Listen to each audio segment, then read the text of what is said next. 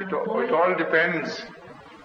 There are certain girls whose parents know that they have a complete control over them and no harm can come their way, even if they are trusted to go and study with students, male students, and they can observe further too. For example, one girl was sent from Multan in Pakistan to study in Oxford, and she was a science student. She did her degree or doctorate in solid state, and all through she observed Parda and she guarded herself. She was one of the Muhsanat. Muhsana means the one who is capable of guarding herself.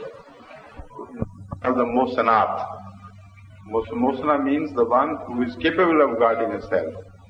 So in that case, there is absolutely no objection for that girl to study in any university.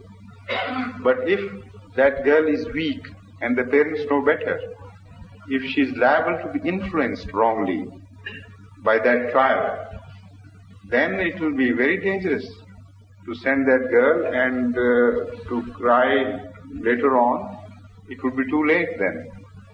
So you should not put weight beyond one's capacities. This is the fundamental rule. La yukallifullahu nafsan illa wusaha.